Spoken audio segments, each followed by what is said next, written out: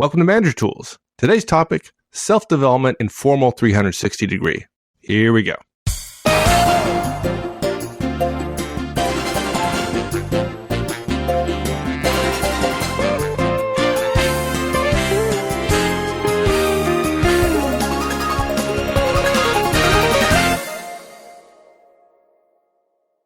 Every manager I know wants more performance communications from their boss, right? Yep. And the problem is very few bosses give it. Yeah, including the bosses who want it from their boss. Yeah, agreed. Oh, you think so? I'm just saying, you know. Yeah. And if you're a manager and you have thoughts about further managerial roles or executive life for that matter, what can you do to politely and professionally get some insight, just some, into what your boss thinks about your abilities? And that's what we're going to talk about today. Yeah, and it really boils down to asking 3 simple questions. And we have 5 recommendations. Pretty simple, pretty straightforward. This is what we have data on. The first thing you got to do is you got to assess your relationship with your boss. There are some bosses that this won't work with because they're not predictable. And so you got to ask yourself that question first. And then you got to ask 3 questions. First, what leadership skills are my strengths? Right? You're really asking more from a managerial perspective. Okay. Second thing is any fatal flaws I need to think about. And third is what one area of improvement would make the most difference. And this is really where this is the question that I think is the beauty of it, because so many people want a list from their boss and then they kill themselves trying to fix the entire list, which is dumb. Unless you're me, yeah, I ask for the one area and I get 50 zillion. It's like, oh, yeah. Okay. Well, yeah, the 50 zillion is not terribly helpful. And then the last thing is, folks, you cannot be asking this unless you intend to show visible evidence of progress that you've made against what your boss says are concerns. We're not telling you you're wrong to not ask. If you don't believe you can improve, fine. But if you're going to ask, you need to be willing to do something about it. All right. So what's this about assessing your relationship with your boss? Yeah. Why would you do that? Well, come on, right? I mean, we know this, right? It's part of the reason why you don't give feedback to your boss. I know, because it's in the show notes. Yeah. You can't. This is not direct tools. It's manager tools. Okay. And our vision of organizations is an individual with directs. In this cast, we want you to become a better manager, and your boss does have some insight into that. Now, you may choose to discount it, and that's completely reasonable, and we will totally have your back if you say, nope, can't do it. Let me tell you two or three of the things my boss has done in the last year. Be like, yeah, okay, I hear you. Don't ask him. He's a jerk. Okay? If you have a difficult or an unpredictable boss, don't ask her. Okay? If you have an unethical or an unprofessional boss who could potentially use your question designed to get some honest growth guidance from him or her, if they could use it as a sign of weakness, don't do it. In fact, we call this an informal 360, Mike, but let's be clear. It's really not a 360 because a 360 would require you to ask these questions of your boss and your peers and your directs. Whereas simply glomming on to the idea of a 360, meaning you request feedback from your boss, but you could easily call this any other thing. But generally, most people don't say, hey, can I go to my boss and ask for guidance? Look, you don't ask your boss if he or she is swamped with work. Please don't do this. If this is a busy time, if you're listening to this cast for the first time and you're in a busy time of the year, don't ask. Don't ask if he's under the gun for something, if he's got a big project. And look, don't ask if you know he's not going to give anything helpful. Now, I say no. I really do mean no. A lot of people say, I don't think he will. I don't want to run the risk. Okay, that's fine. You don't want to run the risk. We actually think there's a risk that you're living with, which is you don't know what your boss doesn't like about you. And if you did know, you might be able to change it. But as we've said many times on this show, you're on the ground, you're there, you know the situation. Only ask your boss if you believe that the questions will be received reasonably and fairly, they won't be used against you, and you believe you might get something back that could be helpful. But there is risk here, and only you can assess that risk. But look, if you have a cordial relationship with your boss, if you haven't seen evidence of vindictiveness, if she's not cruel, if he's not mean-spirited, then go ahead and ask. Maybe a simple way to think of it is if you have doubts, pause. If you have doubts again in a week, don't ask. And recognize that you want to be the kind of boss that doesn't give your people the excuse of not asking you because you put doubts in their mind regarding your vindictiveness or your unprofessionalism or anything else.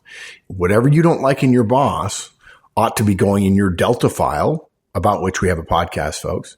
You could look it up so that you don't do that to your directs. Good. Okay, so let's get to the first question we recommend you ask your boss. And technically, I guess this is really the second question, right? Because the first question would be something like, would you give me some development help, or would you be willing to give me some guidance about how to improve my performance? Yeah, you don't just walk in and say, hey, dude, what leadership skills are my strengths, right? Right. Yeah, you preface it, sure, yeah. And that's the question, right? So the second question, after you've asked for some help, is what leadership skills are my strengths? So let me ask you, though, you're asking for help, yet your first question is about your strengths. Why is that? Dude, it's a no-brainer. Because if you ask for weaknesses from a boss who hasn't been giving you enough information, so much so that you have to ask him, what makes you think magically he's going to suddenly spill the beans? You always ask for strength first, okay? Too many of us don't give enough performance communications as managers to our directs because we don't like pinching our relationships with our directs, right? That's the big one. It'll be okay. He's good. It'll work itself out. Mm-hmm. He'll figure it out. Yeah. But yeah, the whole he'll figure it out thing. Let's not have someday we'll do a cast called Stupid Things Managers Say. And one of them is he'll figure it out. But the problem is if the first question we ask is about our weaknesses, our bosses are probably going to give us a bunch of vague crap. And look, admit it, guys. It's true. It was certainly true for me. It has been true for me. You've thought you could ask your boss for help or development or insight or feedback or guidance. You did. You started with what scared you, your weaknesses, and then your boss demurred. He said, no, I'm not going to do that. And then you think to yourself, wow, I thought I had a good relationship with her. And then she just totally blew me off. To hell with this. I'm not asking her anymore. But again, why are we having to ask for this kind of guidance to begin with? Because our boss has already shown a lasting, if you've been there a year or two, it's probably a year or two's worth, a lasting willingness to avoid sharing negative performance communications. And suddenly, because we ask, right, when the boss is least expecting it, they're suddenly going to blossom into a font of wisdom and guidance? No, it's really not. So look, it just makes sense. You don't go asking for negatives if your boss has given you a track record that says, I'm not going to give you negatives. So you warm him up a little bit and you ask him for what you do well. And so you say, what leadership skills are my strengths? Now, look, don't come crying to me, folks, later if you ask and the boss says, well, none really stand out. Because I'll say this again later in the cast, but it's better to know. It's always better to know. It may make you uncomfortable, but it'll be a more actionable kind of discomfort than the discomfort you've probably gotten comfortable with today. Yeah, absolutely. Okay, so let's get to the harder question. And that harder question is, any fatal flaws I need to consider? And a lot of bosses get that wrong. Yeah, and the reason they get it wrong is because they haven't thought of it that way. They don't really understand the fatal flaw, and they take it as an entree into a discussion of weakness. But I'm going to put that aside for a second. Okay, this is the right question to ask because it narrows focus. But the majority of bosses the reason we recommend this, because we have data to suggest it works, the vast majority of the time, the majority of bosses don't answer the question you put to them. I think some of them haven't read Greek tragedies to know what hamartia is, but anyway, it's probably going to be the case. Not 90% of the time, but probably 55-60% of the time. Your boss is going to give you a litany of weaknesses. Well, I'd like to do that. You need to do that better and this and that.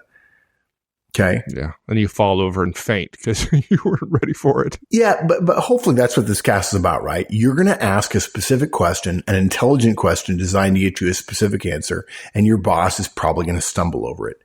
Okay, let's get past that, and let's remember why we're asking, which is, can I learn some things that I may be able to make better so that I'll look better to my boss and I'll be more effective with my team and so on. When your boss responds with a long list of stuff you didn't ask for, guys, shut the hell up and write it all down and be as thankful as you possibly can be. Don't argue. Don't disagree. Dear God, don't tell your boss, actually, I really only asked about a fatal flaw. You don't need to give me a list of all the stuff I messed up. I know what I meant. Yeah, I mean, you can't even keep a straight face, can you? Don't argue. Don't disagree. Don't demur. Don't ask for anything more than some simple elaboration on any points that he or she makes that you may have. You literally don't understand. That's the standard. If you understand what they're saying, don't ask for examples. Don't ask for a discussion. Just write the stuff down. You walked in. You asked for time. You said, can you give me some help? And then you get given what your boss thinks is help, and then you're going to argue with him? You wouldn't want to do that to me. You're like, dude, pick. Go back to the old way. Dude, pick. One or the other. Go back to the old way or listen to me as I answer your question. And by the way, don't tell him, well, actually, I only asked for a fatal flaw, so pick one, please, and I'll work on that. No, you don't do that. And I guess our point here is don't get in the way. Okay. Even if your boss didn't hear what you wanted him to hear, which is the question, any fatal flaws, which is big, a big thing that everybody ought to know relative to what their boss thinks about them. Your boss probably won't hear it, and he'll give you the list. So, okay, let's say the boss does that. Let's help people instead of just telling them what not to do. Yeah. What do they do when they get that big, long list from their boss? Sit down, shut up, and write everything as fast as you possibly can. I mean, yeah, I got to tell you, we had a discussion here recently in the company about something that went wrong. And the first response I got from somebody on the team was, well, I just want you to know what I did. And I said, you know what? There's nothing we can do about what happened last week. But when you start telling me that what you did and how it made sense to you and how it was right, you're proving to me you're defensive, and defensive people don't brainstorm well about how to solve the problem that the errors we all made brought to the surface, right? It's crazy. So in the event you get a list, the simple job that you have is to capture whatever you're told. Now, look, afterwards, you can ask yourself, what the heck did he mean? Do I really think I could fix this? And the answer is, if he gives you 10 things, can you fix all of it? The answer is probably not. Then the question maybe is, should I fix all of it? And the answer again is probably not. And then you get a list of 10 things when in fact you only asked for one fatal flaw. Because he's the boss or she's the boss, and they can get away with answering what they want to answer rather than the actual question you put to them. You might be saying, am I a complete moron in this guy's mind because he's given me a list of 10 things? And the answer to that one is, no, you're not. He might be, because he clearly didn't answer the question that was put to him, while surely expecting you to answer all the questions he puts to you precisely the way he asked them. Look, the reason we asked for a fatal flaw is because we wanted to avoid the list, which really doesn't allow successful action on any of the fronts. I mean, maybe you'll get lucky and pick the one that's most important, but usually you won't. So we asked to avoid that list and to concentrate your boss's mind, right? We don't ask, guys, don't twist this guidance. We don't say, what are my strengths and what are my weaknesses, right? What is the first question we ask? What leadership skills are my strengths? And then we're asking any fatal flaws. In other words, single, really important ones. Now, I suppose it does say flaws, period. But if you have like 9 fatal flaws, I think you're dead. I think there's a rule. I think cats have 9 lives and managers have 9 fatal flaws, and then they're dead. Yeah, you can only miss so many vital organs. Yet we laugh and we're trying to make light of this, guys. But you don't have 9 fatal flaws. Trust me. Okay. This is what I tell my friends. You don't have 9 fatal flaws. You ask for fatal flaws, and your boss is being overly simplistic and just giving you a litany of weaknesses. And thank the Lord for all of us. We all have weaknesses. And most of us don't have fatal flaws. And if your boss is really a good listener, you're going to be told what your strengths are. You're not going to be told what your fatal flaws are. And then you're going to be able to go and ask finally about areas of improvement, which is the third question. So we want to concentrate your boss's mind. If your boss does actually answer the question about what your fatal flaws are, either direct answer, either one, either you have one, that's one answer, and here it is, you stink at X, or you don't, is a good answer. In other words, you don't have any fatal flaws. Because even if you have one, it's far better to know about it than to not know about it. That's part of the beauty of these questions, provided, again, that you have a good relationship with your boss. Okay? All right. Now, again, you said earlier, the right response here is to accept what you're being told. Yes. And to just write it down like a madman, right? Yeah.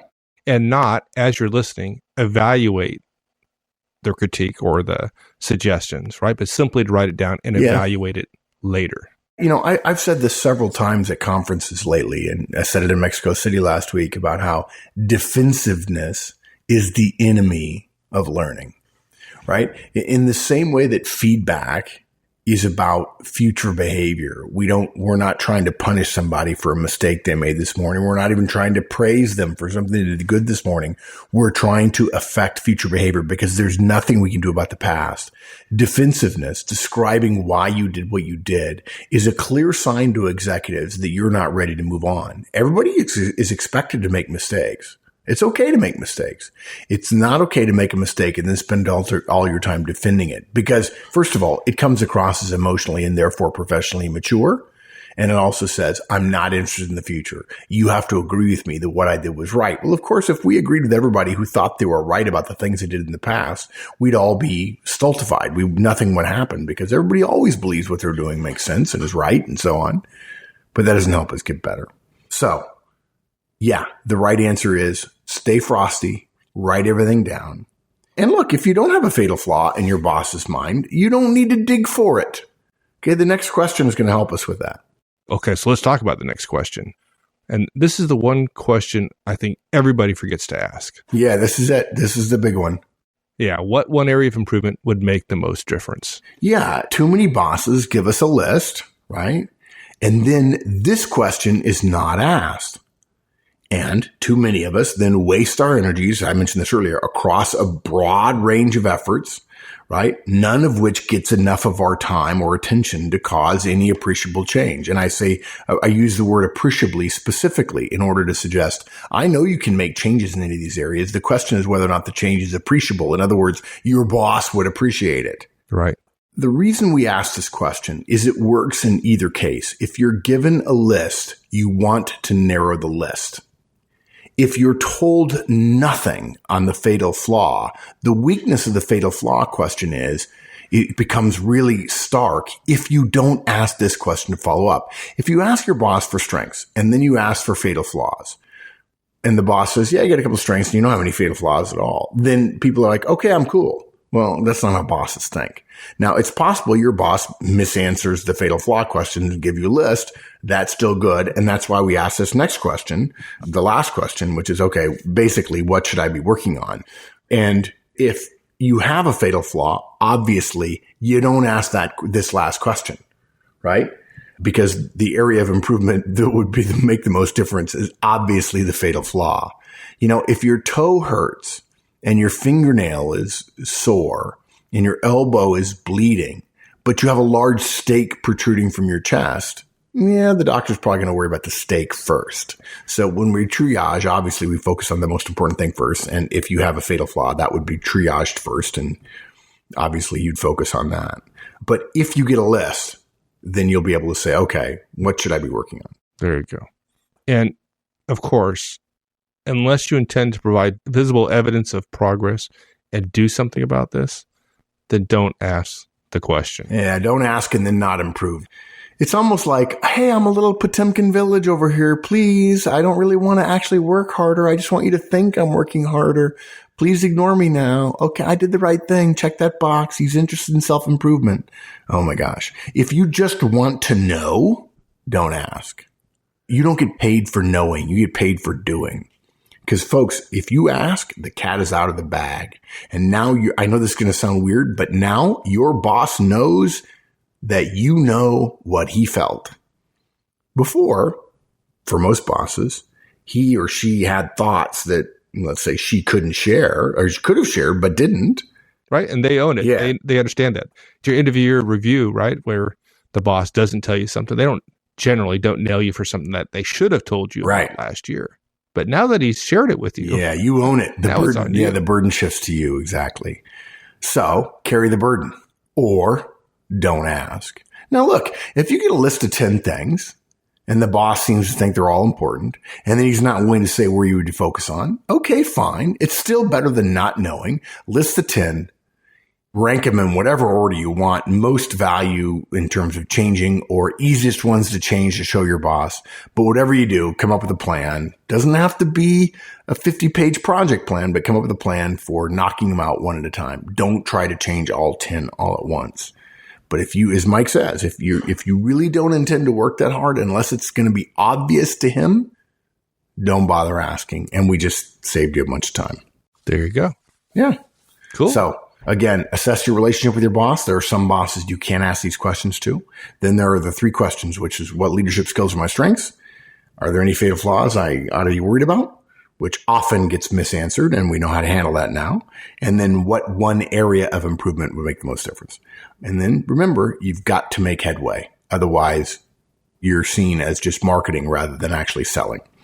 So if you have a good relationship with your boss, ask and then work on improving yourself. And if you need help on how to improve, come to the forums or send us a mail. We'll help. There you go. All right, my friend. Thanks. Thanks, partner. All right. We'll see you. Thanks, everyone. Hope you enjoyed it and hope we'll see you back here again next week. In the meantime, have a great one. So long.